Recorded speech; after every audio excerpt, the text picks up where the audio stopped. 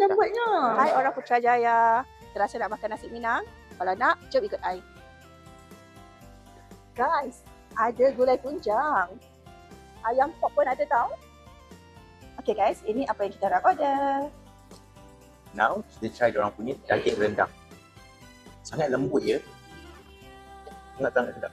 Combination di antara daging rendang tu, kena campur dengan nasi panas-panas. Memang sedap. Okay guys, nasi padang ni yang penting dia punya sambal dia ada sambal merah, sambal hijau. Sambal hijau dia, sambal merah dia pedas. So kita nak try kita punya gulai tunjang dulu. Okay, kuah dia pekat ya. Okay ni dia punya gulai tunjang, kita tengok lembut tak lembut. Lembutnya. Sekarang kita nak try dia punya ayam campur sekali dengan sos merah dia tau. Kita makan macam tu je tau. Bismillah.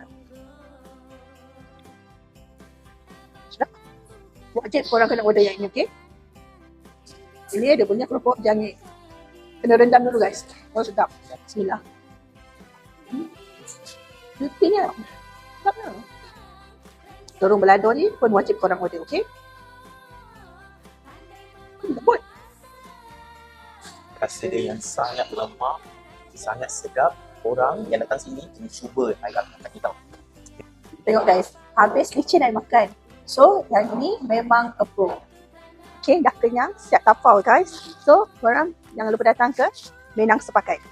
Bye!